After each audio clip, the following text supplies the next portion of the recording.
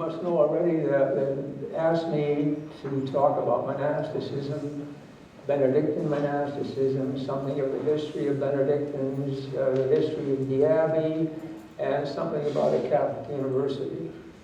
So that's quite a bit to talk on. Anyway, let me preface this also by saying that there are verbatim things here that I can't footnote vocally. Since it's being recorded, I have to state that ahead of time, but there will be a written copy, and then I'll do all the footnoting then. Okay, now, let me also say my normal prayer. Directly beseech you, O Lord, your grace into our hearts, that every prayer and a work of ours begin with you, and with you be likewise ended, through Christ our Lord. Amen. Okay, the monks of St. Procopius Abbey are by vow committed to live the Christian life in the monastic tradition. It is important to be aware that the tradition began a long time before Christians became monks. The oldest evidence we have is a figurine representing the Hindu god Shiva, seated in a yoga posture, that was found under a seal belonging to the Indus Valley civilization that functioned from approximately 3000 to 1500 before the Common Era. If you look at other sources, by the way, those days, they vary, but not much. That figurine is evidence for the probable existence of ascetics who lived sometime in that time period. Continence and austerities are characteristics of a Hindu monastic. The development of a monastic way of life can be traced through the Hindu scriptures called the Vedas.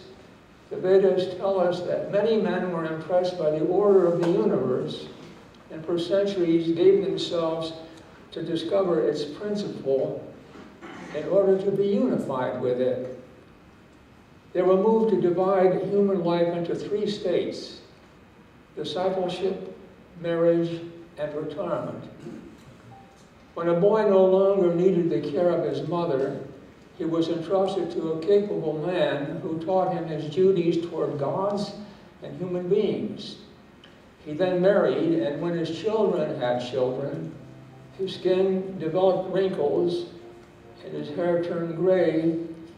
He retired to the forest, entrusting his wife to his son, or taking her with him. He became an elder of the forest, one of the religious men to whom the best families entrusted the education of their sons. These boys would then live something of a monastic life in the forest for several years, and the daily life was severe. They functioned under the belief that through rigor of the austerities, they were sharing in the divine power. All boys were expected to keep silence as a rule, and they spent much time reading the Vedas at the foot of a guru. They learned to control their senses by starving them of their objects and by disciplined study of the Vedas. Hermits of the forest, living with their disciples in ashrams, started a form of monastic life which still exists. Father Julian stayed at an ashram in Michigan. I visited an ashram in Japan. They learned to control their senses by stopping, well, at the same time, the wise men continued their search for the origin and governing principle of the universe, and reasoned that the absolute, that's the word, the absolute, an infinite being beyond matter, is the supreme reality. Men in quest of the absolute strive to free themselves from the created world, and in their quest for union with the infinite, they introduced other types of monasticism. Now, I reviewed this early monasticism to make it clear that all monks share the primary goal of a search for the absolute, a search for God, carried out through asceticism. A search for God is a basic and necessary hallmark of a Benedictine. Now, Christianity began slowly with the preaching of the apostles and the strong influence of St. Paul. It continued to grow despite many persecutions and policies to subdue it. Love of Christ was shown first by the martyrs, and later by those who dedicated themselves to Christ and chose asceticism as the way to imitate Christ. Men and women, sometimes entire families, chose to live a life of perfect continence. Consecrated virgins and those who embraced continence were revered in the community. They led a life of prayer, fasting, and good works. At the same time, the early Christian intellectuals that we now call fathers of the church were praising control of one's thoughts and passions as a necessary condition for purification and dedication to God. Consecration to God soon replaced martyrdom as the way to give oneself to God. Constantine's success at the Battle of the Milvian Bridge was followed by an original and spontaneous surge in monasticism appearing at different places at the same time. These first Christian monks were hermits, and there is no evidence that they were influenced by any other form of monasticism. The Christian monastic movement began in Syria, where they were intent on radical asceticism. St. Ephraim explained that what makes a monk is not simply to live in a forest, but to master heart and mind, to practice unworldliness, assiduous prayer, and above all, charity. St. Athanasius's description of St. Anthony's eremitical life in Egypt had an expansive influence that attracted thousands to his monastic life. He says that Antony was an admirable equanimity and peace of mind in everything. St. Amun was helped by Antony's advice to arrange a way of living for monks living in solitary cells scattered in the desert around a church, where they gathered on Sundays. They wanted to master their thoughts to attain the perfect tranquility for contemplation. This movement to live close together left but one step toward living together in community, and that happened with St. Procopius. Procopius accomplished that by developing a way of life for monks who chose to live in community. Even before they chose to live in community, it was obvious that there was a need for directives to provide an acceptable way of living together. A rule is a listing of directives for living together, a codification of the life of a community of monks. Many rules were written for different communities long before the time of Benedict. The history of rules is complex because there is a close literary dependence between them, each author drawing freely on the writings of predecessors, as was the custom of the time. Primarily through the efforts of St. Benedict of Aniane, some 30 rules have been preserved. In comparing, we learn that Benedict borrowed primarily from the rule of the master. We don't know who wrote that rule, but we do know that Benedict borrowed from it and what he borrowed from it. The rules in general were very demanding, with a strong emphasis on ascetic practices. Moderation, charity, contemplation, reverence of God, these are all signal words contributing to a description of Benedict's rule. It became the standard rule for monks in the West. My memory tells me that it was December 2003 that a committee functioning under the Association of Benedictine Colleges and Universities met at our Abbey and identified 10 hallmarks of Benedictinism that have since been adopted and refined by all the Benedictine institutions of higher education in this country. These are listed right there. Analyzing the rule, Dom Manuel de Druel, a monk of La Pierre lists the characteristics of Benedict's spirituality which differ from the hallmarks. And I'll go through just short statements on each. His first is truly seeking God. The essential quality that Benedict wants to find on those who knock on the door of the monastery, that they be truly seeking God with a zeal for prayer and for humility.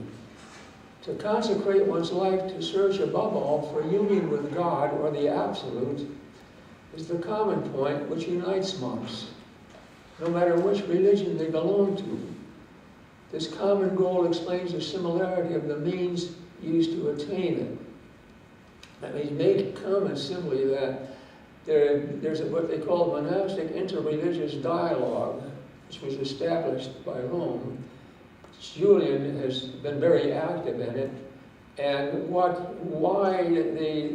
Rome started it, one of the first things after the Second Vatican Council, because there's something in common with the other religions, and there's nothing more common than you and I searching for God.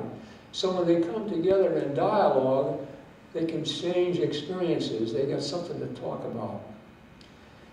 Then secondly, the obedience of the heart to the divine precepts. Benedict begins, "Listen, my son, to your master's precepts," and ends, "And take up the strong, bright weapons of obedience." These first lines of the rule show that for St. Benedict, obedience is not just doing what is asked by the superior, but a disposition of the heart to seek God. And the monk does that by following Christ as the way to conform oneself to the desires of the Father. The aim of the rule is to show the monk how to put in practice the dispositions of the heart in the various situations of his life. The third is silence, a mastery of words and thoughts. God makes himself heard in interior silence. In order to attain this silence, one must avoid chatter and evil conversation. At the same time, one must cultivate the kind of speech that helps, guides, and comforts. The fourth is humility. The monk holds on to obedience and patience in his trials, helped by revealing his thoughts to his spiritual father, by simplicity, which enables him to remain in his place and conform to local customs. That, I think, you use as a definition of stability, where you stay in your place. And finally, by silence, well-chosen words and an attitude of respect. Fifth, Scripture and the liturgy. The very natural way in which Benedict quotes Scripture shows that his thought was completely penetrated by it. To arrive at that result, he recommends that the monks stand to sing the Psalms in such a way that their minds may be in harmony with their voices. That's a nice way of saying, pay attention to what you're doing. It's not that you're singing a psalm and thinking of something else. And if you can do that all the time, you're better than I am. The recitation of the Office follows the cycle of the liturgical year, and this set the tone for the whole life of the monastery. The body sustains the spirit in following the unfolding of the mysteries of Christ and living them throughout the year. So our whole life is guided by the liturgical year.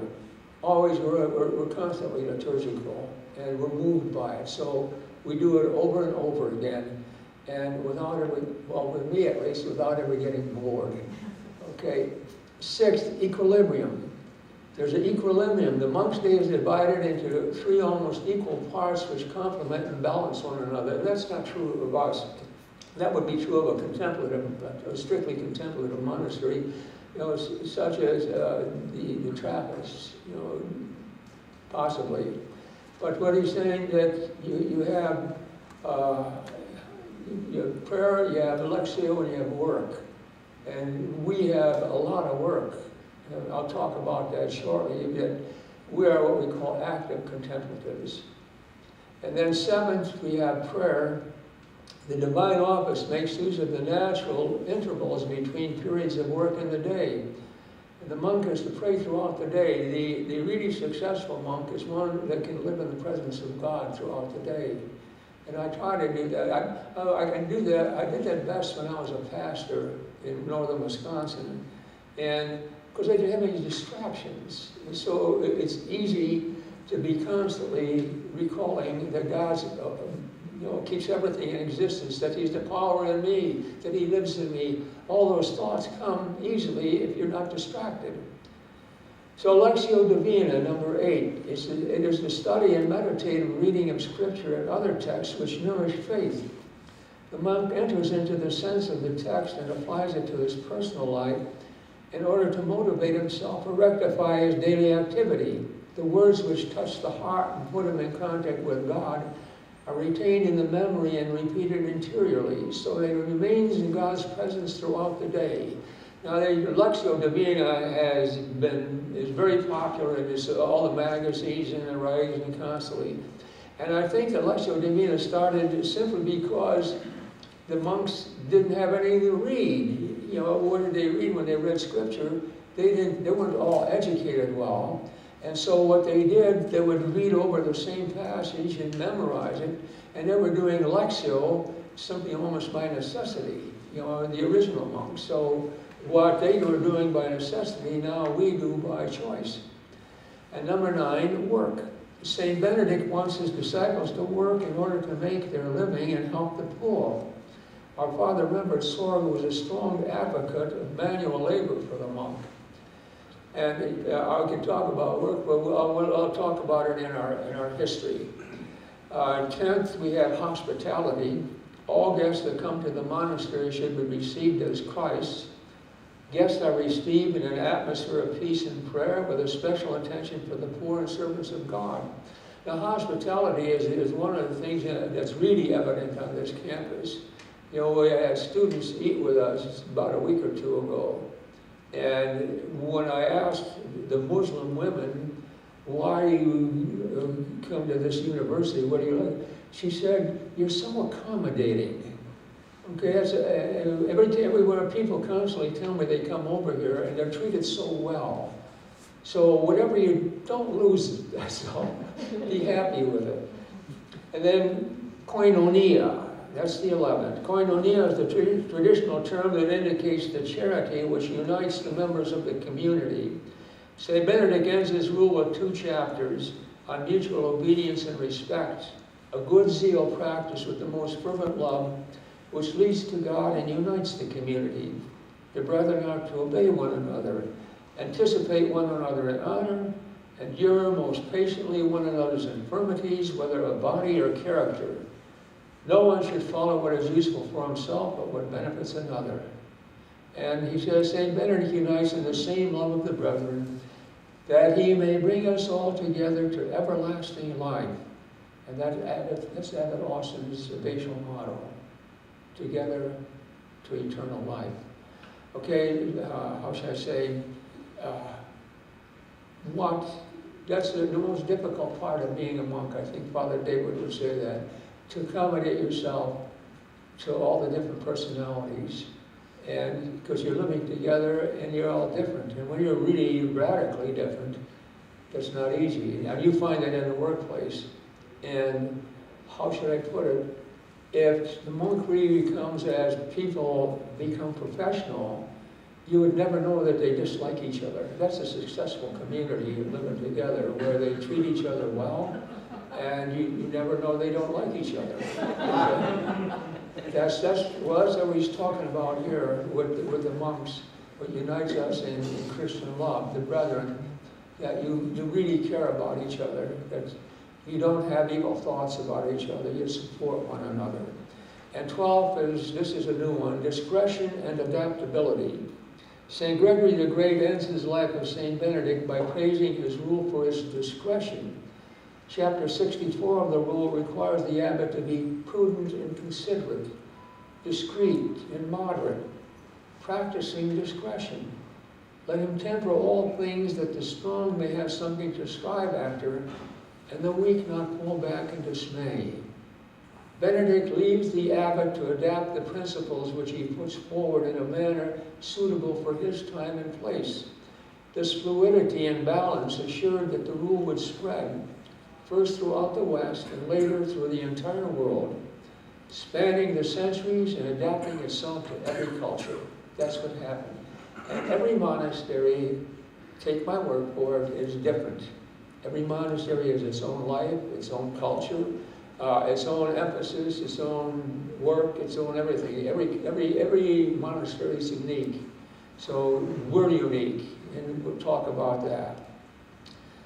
Okay, a comparison of the hallmarks developed by the Association for Benedictine Colleges and Universities and the characteristics of Benedictine spirituality, as I just described for you, as revealed in this rule, make it clear that the number of hallmarks gleaned from the rule is dependent on how we wish to use them and what we choose to emphasize.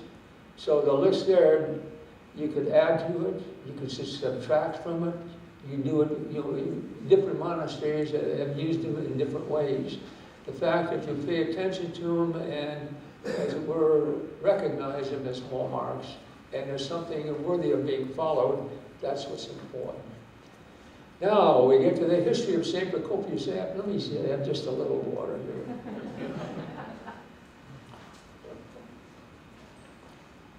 History of St. Procopius Abbey. The existence of this university would not have been expected or predicted 200 years ago, when the protagonists of the French Revolution and their sympathizers brought about the suppression of Benedictine monasteries throughout Europe. The secular leaders moved on in life with the assumption that the Benedictines were gone, except for the few monasteries doing something socially productive. And so, this is what we say, if there is a God, he doesn't need your prayer. If there is no God, there's nobody listening. We want you to do something socially productive. That's why they closed the monasteries after the French Revolution. But I think something like a place like Panohama in Hungary, I think they always had a school. I think they were allowed to stay alive. The few Benedictine monasteries stayed alive were those that were doing something according to the civil government was socially productive. Okay, in 1830, less than 30 years after its closure, King Ludwig I re-established the great Abbey of Metten in Bavaria. 16 years later, Boniface Wimmer, one of the monks of Metten, came to America and established St. Vincent Abbey in Latrobe, Pennsylvania. Some Bohemian and Slovak immigrants who could speak German became monks of the Abbey. And on March 2nd, 1885, Father Nepomucene Jader was appointed pastor of St. Procopius Parish in Chicago. Father Nepomucene was assisted by only 2 monks to care for over 4,000 families. So that's the beginning of our abbey, a parish with 4,000 families and 2 monks, or rather 3 monks to take care of the families. Abbot Boniface soon sent more help that included a young monk still studying for the priesthood, Frater Procopius Nuzul, who encouraged the founding of a college for the Czech immigrants. Frater Procopius, still in a seminary, and 2 monk priests became the first teachers of St. Procopius College, established at the parish on March 2nd, 1887, exactly 2 years after the monks came to Chicago. If we ask who were the founders of the college, technically it would be Father Nepomucene, who alone had the legal authority. But Frater Procopius and the teachers would have to be added because they were in fact the college. Nothing would have happened without them. Procopius especially, because he was the primary force for its founding. We should also add Father Ildefonso Whitman, who administered the college in the early years and was an excellent teacher. Now the community became an abbey in 1894, and Father Nepomucene its first abbot. In 1900, they laid the cornerstone for a new building here in Lisle, and formally moved the abbey to that building in 1914. That one building eventually housed St. Procopius Abbey, St. Procopius College, St. Procopius College Academy, and St. Procopius Seminary. Now you can imagine the confusion with both identity and mail, and understand why we gave each institution its own name. All those institutions were functioning in that one large building when I came here to the college in 1952. I didn't take the time to look up the exact figures, which may not be readily available, but I think there were well over 100 monks in the Abbey, with a large number not living here, working at such things as parishes, chaplaincies, and schools.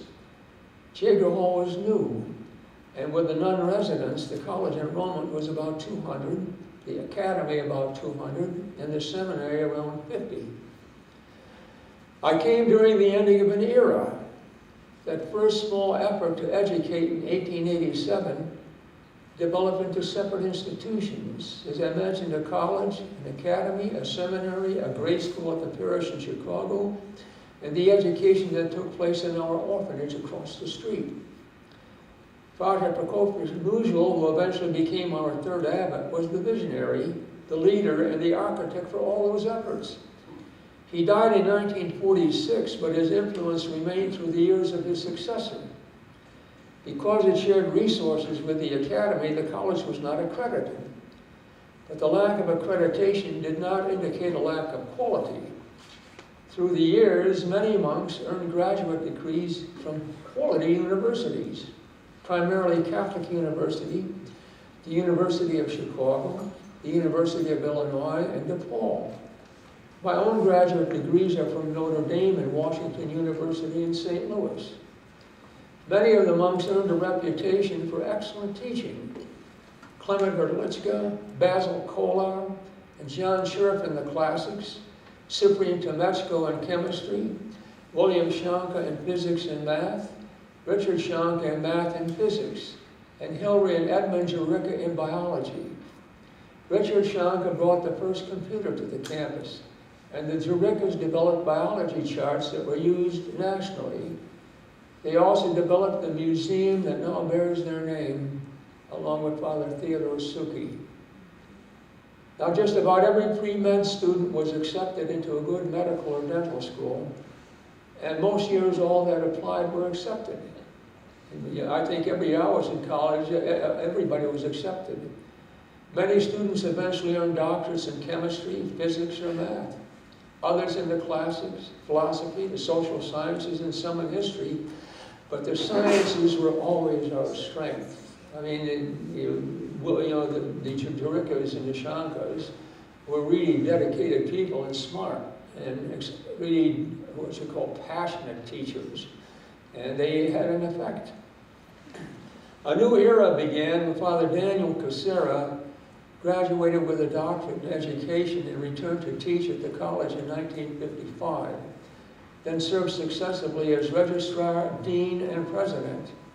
He was elected our fifth abbot, resigned after approximately 7 years, returned to the college for a few more years as president, was appointed bishop by Pope Paul VI, and later Archbishop of Dubuque by Pope John Paul II. Those who knew our whole history would generally agree that most of it could be written around the influence and leadership of Abbot Procopius and Abbot Daniel. They were the big doers. Procopius' influence began when he was only a theology student, and it continued well beyond his death. Daniel's influence began when he returned from graduate school. He supported our moving the academy to the other side of Maple Avenue into the building that had been used by the orphanage. He spearheaded accreditation of the college, and it was under his leadership that we built a new building on the other side of College Road that is now our home. Of great importance, he listened to the right advisors and moved to incorporate the college, the academy, and the abbey separately. Each is a legal entity with its own identity. The three institutions have separate lives, but the lives are intermingled in that all three function with a culture shaped by the teachings of Jesus Christ and St. Benedict's rule for monks. In my judgment, the forming of a lay board of trustees for the college and a lay board of directors for the academy was one of Daniel's most important achievements. The boards for both institutions have been really critical for their development. What this university has become and what the academy has become could never have accomplished or been accomplished by the monks alone. The input, leadership, and support of the boards has been necessary for the development of both institutions.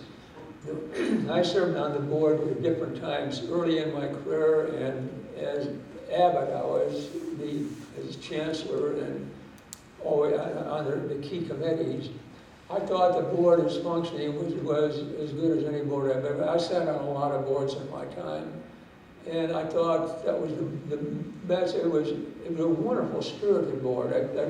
I keep thinking always about Judy Winfrey, who ran the academic committee.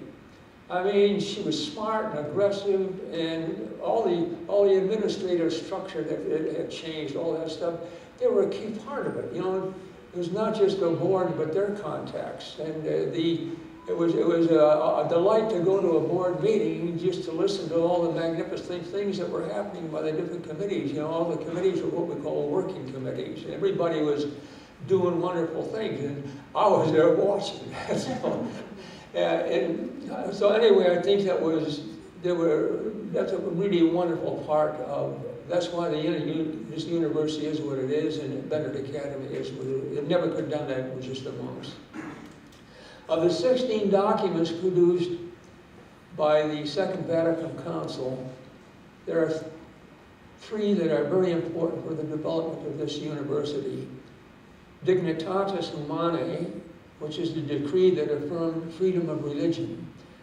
Unitatis Redintegratio, which is the decree on ecumenism that established new ways for the Catholic Church to relate to other Christian religions.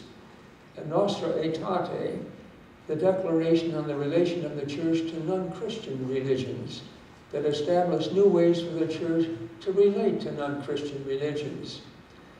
Freedom of religion undergirds our seeking to live with all non-Catholics as friends and offer support always for what is good. We are now asked to see and treat non-Catholic Christians as brothers and sisters in Christ. And whatever is good in the non-Christian religions, we formally embrace and support. The effects of these documents are visible in such things as the agreement with Lutherans on the understanding and meaning of justification, and Popes John Paul II and Benedict XVI meeting with the leaders of other religions specifically to pray together, and in Pope Francis' friendships and exuberant meetings with the same leaders or their successors. The effects are also visible in a variety of ways that Catholics and non-Catholics come together in mutual support for social action. The impact of these documents has been seen and felt for years. They are important for the guidance they offer at this time in history. The era of globalization has begun. Through the photos and stories of the astronauts, we now see ourselves with all our differences as citizens of the earth. The internet has made communication with anyone, anywhere possible. Both foreign trade and migration have brought and continue to bring strangers together. We come together with different worldviews, different religions, different cultures.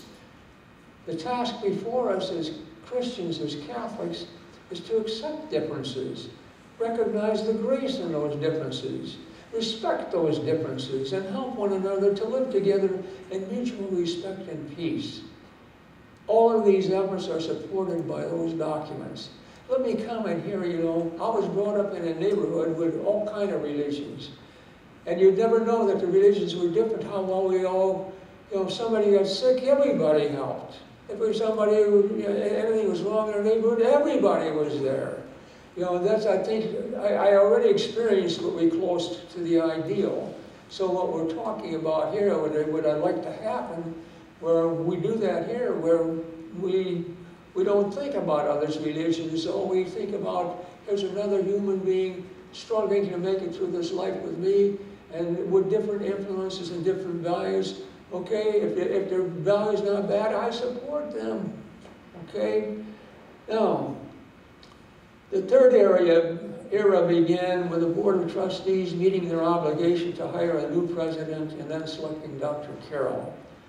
The leadership of Dr. Carroll and the Board of Trustees brought the university to a higher level of excellence in many ways. They guided the education of a new gathering of students that have come to us from many different nations, different races, different creeds, different just about anything. Our campus resembles the United Nations more than ever. The very experience of study here can prepare the students for the world of the future. I say it can, not will, because even the best programs depend upon individual choice. For our purpose here, I need not go beyond mentioning such things as the administrative restructuring, destruction of old and creation of new buildings, the development of the quad, the development of the athletic complex with the city of Lisle. But Bill Carroll has special importance. You know, if you look at this campus, if you want to see the importance, take pictures of him, see the pictures of what this campus was when he came here, and find out what was going on in terms of the life of the college. Then look at this place now, and look at what's going on here in the life of this university, and I would say you would see God's grace at work. That's my judgment. Bill Carroll had special importance for our Catholic life in his reestablishing theology as a major, strongly supporting the development of campus ministry, meeting the requirements of Ex Corde Ecclesiae, and supporting the Catholic faith whenever he was asked, including a very strong personal effort to embed the Benedictine hallmarks into the curriculum and campus life. So let me at least say this again. When I became Abbot, our theology was taught under religious education programs. There was no special theology, and that was what moved me to tell Bill, and he agreed with me, we've got to put in a theology major. I don't know if the reason they gave how it diminished, it was just after the council there was less and less demand, okay, for Catholic education.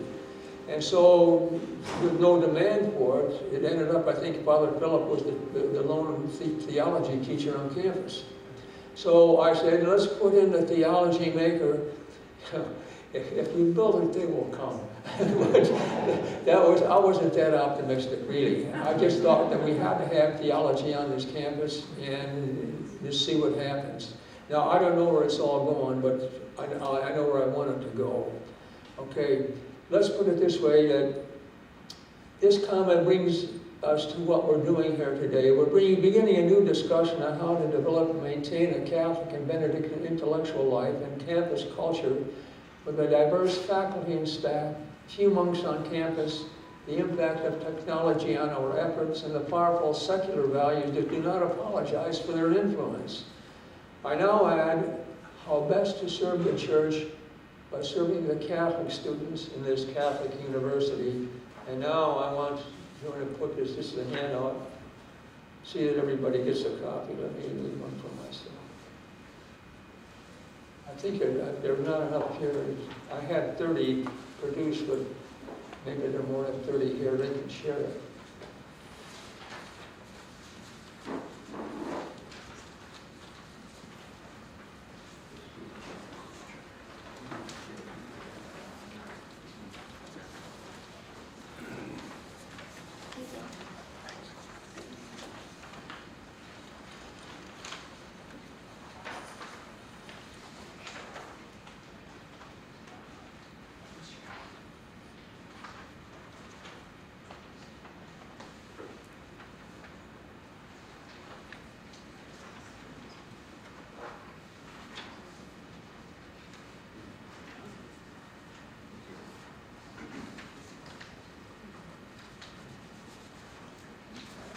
Do we not have one that we can share?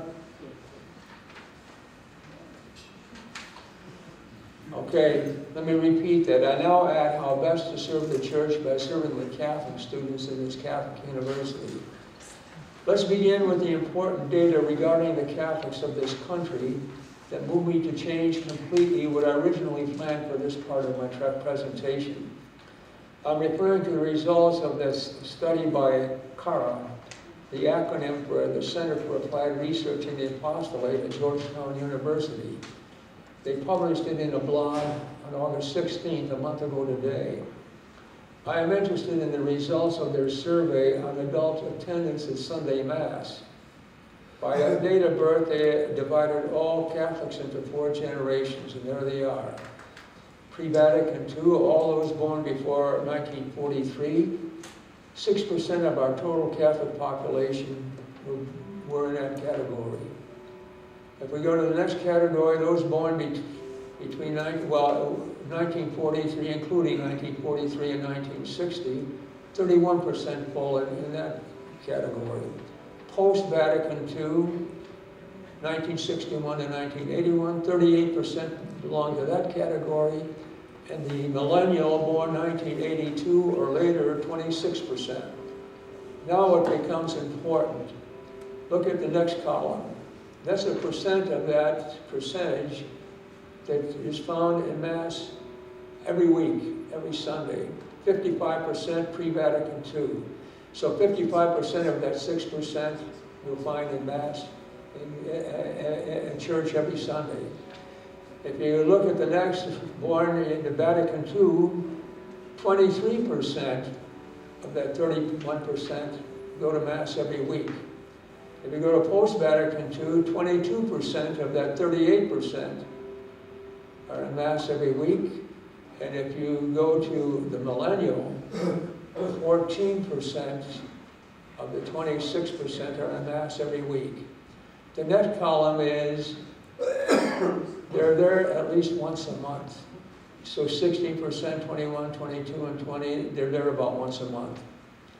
So those who never come is the remainder, they never come, or a few times at the most, probably Christmas and Easter, maybe a funeral or a wedding. That's what you get there. 29% of the pre-Vatican II are not found in church, or only a couple times a year, a few times a year. Vatican II, 56% never go to church, or a few times at most. Post-Vatican II, 56% never go to church, maybe a few times at most. This is the critical one for this university. Millennial, 66% never go to church, or only a few times. Now, what is it? And only 14% will go every week, only 20% once a month. What does this mean? Okay, let's just take a look at what it means. These figures are consistent with a statement from another study I came upon some time ago that said 75% of Catholics do not go to Mass on Sundays. And a recent comment by an assistant pastor of a large suburban parish that 75% of his parishioners do not come to Mass, as judged by usage of envelopes and the once yearly actual counting of weekend Mass attendance. The CARA study indicates that weekly Mass attendance will decline as the pre-Vatican II Catholics die or are too infirm to attend. I ask you to note that diminishing financial support is a very important practical result. These large parishes will be forced to downsize their outreach programs for sure if no one makes up the difference. I think it is correct to say that almost all of our Catholic students on this campus are millennials. So we can expect only a small number at Mass on Sunday, either at a parish of their choice or here on campus. There were between 35 and 40 in attendance at my Sunday Masses last year, with 10 to 15 always being outsiders. So I'm really getting only 20 to 25 students at a Sunday Mass here. If you want to compare that in time, when Father Michael used to have what we call his magic show, he had over 200 in the auditorium, I think, in the show hall. I mean, it was overflowing. And they were all, this is post-Vatican II, and everybody was on fire. So anyway, we moved far away from that, and what we now have, I've had only, and I don't know what the others have, because we rotate on Sunday night. Okay, I quickly add that the location may be a factor, because there were 70 or more regularly when the chapel was in the basement across the hall. On the Sunday before Labor Day, less than 2 weeks ago, I had 12 in attendance with 3 on staff and 2 outsiders, so I had a total of 7 students. Of course, that was a result of the holiday. But those results I'm giving you are totally consistent with the statistics I just gave you on the millennials. The implications of this lack of Sunday participation becomes very serious when we consider the level of a student's understanding of the faith, which is a major, if not the most important force for spiritual development and participation in parish life. My experience as pastor of 3 different parishes in the Superior Diocese of Wisconsin opened the door for me to speculate on the consequences of a student's not understanding the basics of the faith. When I became a pastor, the program I inherited for religious education required an hour and 15 minutes for all K-8 students every Sunday, before Mass at one parish and after Mass at another. Every Sunday I faced the experience of parents picking up their children and no one staying for the Mass. The 2-year confirmation program required an hour and a half every Wednesday evening for high school students. It was the pastor's responsibility to assure that all high school students were sufficiently prepared for confirmation. So I interviewed each student at the end of the period of preparation.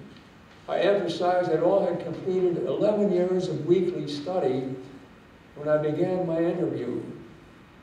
Now, there are different types of surprises in life, and my surprise with those first interviews was really shocking and emotional. Not one student knew much about the faith, next to nothing, not a zip, zero. After 11 years, confirmation was a week away with parents and sponsors eager and all invitations sent. A corrective would take years, so I approved the students for confirmation with the hope that something good would eventually happen to develop them in the faith. I really didn't have a choice. I knew I did not have the resources to improve the system, and to refuse confirmation would shake up the community to an unacceptable degree. From that experience, I concluded that my parishes were different because all education was carried out by volunteer teachers. They were all housewives who wanted their children to learn the faith, and only one had a college education. She was an excellent teacher for the confirmation students, but she apparently made no greater impact than the rest. I purchased the Silver Burdett textbook series because the text came with excellent teacher aids. But understandably, those wonderful housewives would ignore the aids because they didn't want to take the time. You know, they're housewives, they got all kinds of things to do, and looking at teachers' aids is not helpful. So they just stay with this text. And I'm pretty well that they would skip what they didn't understand. But they never had discipline problems because the children respected them. I mean, if you saw them at work, you'd think that the greatest education is going on. But how should I put it? The impact was small. About a month later, I was in for another big surprise. A priest friend of mine had a doctorate in religious education from Notre Dame and was doing research out of Washington, D.C. He came to preach our annual priest retreat, so I took the time to describe my experience. He quickly responded that I'm not alone. He was aware of what was happening throughout the country, and to his knowledge, no one had a successful part-time religious education program. No one in the whole country. About a month later, I talked with a pastor of a large, wealthy suburban parish who had all college grads teaching in his volunteer program, and his results were the same as mine. That's frightening. It's really frightening for the future of the church. Terribly frightening. I don't want to go on, but if that is still true, and I've heard of no one with a better experience, then our intention of making a strong Benedictine and Catholic impact should be guided by knowledge of our student body's religious education and religious practices. It's near impossible for a student to develop a complete understanding of the faith if he or she does not understand the basic truths of the faith well. It may be that they will require remedial work if we want them to learn what we'd like them to know. Our present teachers, Father Philip, Christine Fletcher, and Rita George Dvorkovich, should have some ideas to a student's knowledge of the faith, but for example, success in Father Philip's Christology course could be achieved simply by listening to his lectures and doing the readings. A student could do A work and learn much about Jesus Christ while knowing very little about anything else. What we should be teaching them is another question. The ABCU has provided very good research on the hallmarks, Benedictine education, ex corde ecclesiae, the Catholic intellectual tradition, and areas of Catholic education. You have added to that with a program of presentations by specialists and experts with availability to the entire community, and all the speakers I heard were very good, some excellent. Now, at least some of you have read and discussed Mark Roche's essay, The Intellectual Appeal of Catholicism and the Idea of a Catholic University. He was Dean of the College of Arts and Letters at Notre Dame when he wrote that essay. You may even have met and listened to him when he was brought here as a guest speaker. In a foreword to Mark's book, Father Theodore Hisberg correctly states that Mark presents a clear, precise, and idealistic view of a Catholic university. Mark is involved in the active work of helping to build a great Catholic university. His work is replete with vision and dreams for the future. He has wonderful insights into where we should be and what needs to be done to get there. Now, Mark majored in the history of ideas at Williams College, and he holds a doctorate in German literature from Princeton. So his education prepared him well for developing the insights of his essay. He expressed well what he thinks a university needs to do to become a Catholic university. I emphasize that he expressed what he thinks, for that's what we find in all the literature on the topic, what people think. There is no universally accepted statement on what makes a university Catholic. And even if there were, we would find differences from interpretation. We have ex corde ecclesiae, and we'll hear Abbot Austin on that and other sources of guidelines. We'll do that with the awareness that all kinds of Catholic universities and colleges have been approved under ex corde ecclesiae, with no two of them the same. If Mark Roche had addressed it not only the what, but also how to become an acceptable Catholic university, his words may have lost some sparkle. When considering the how, the focus moves to specific administrators, faculty, staff, and students who are functioning with specific resources in a specific place.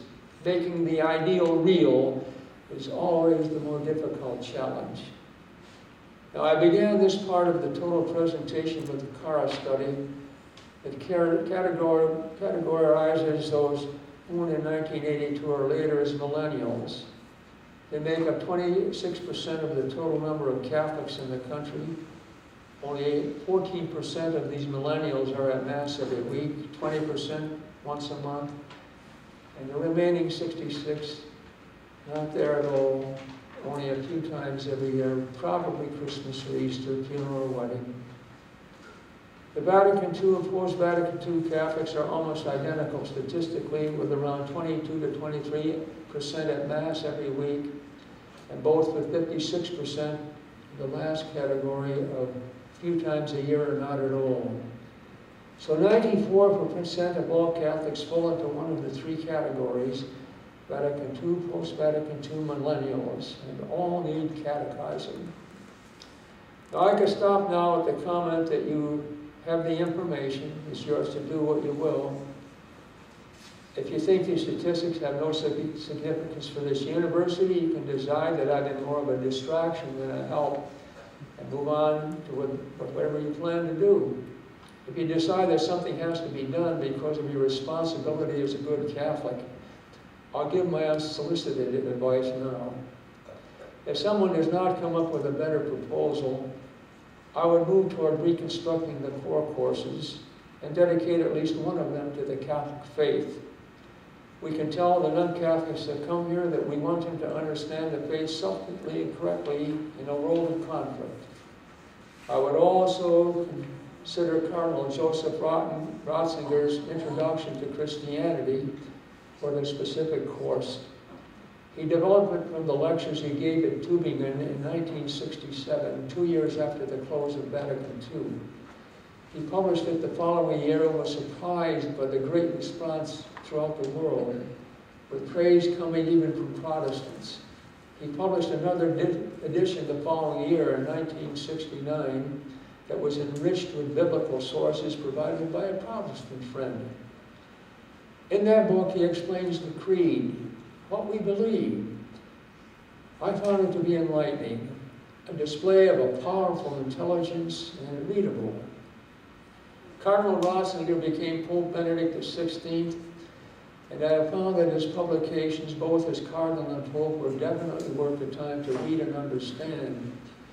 He is one of the finest minds I have ever encountered, and I think it would be good for every student to experience that mind, especially a hesitant or mistrustful student who has never been confronted with the first level thinking about the things of faith.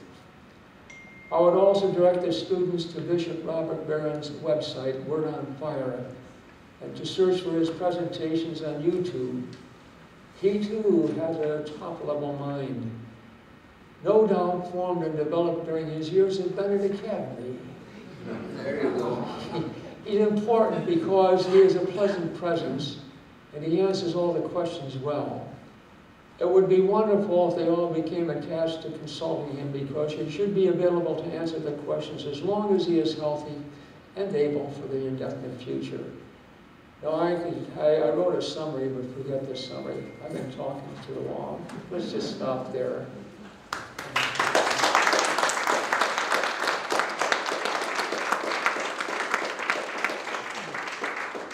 Any question that was in my summary, that everything in here is my interpretation, my statistics, and my reaction to the statistics and to the study. I think that if you're going to get serious about it, you ought to first develop a questionnaire for all Catholic students to find out where they really are, what they really to have somebody, make a sophisticated questionnaire to find out how they really think and understand, and then you have what we call hard data yourself, rather than simply operating from Cara. And my reaction. Thank you, Abbey. Just before we start questions, if there's a sign-in sheet at the front door, if you didn't get a chance to sign it, for all of our statistics and whatnot, in this new age of assessment, of course, we have to keep track of all of this stuff, and Rob is passing around the official assessment survey. If you'd be so kind to fill these things out before you go, we'd really love you, and you can leave them at the front desk right there.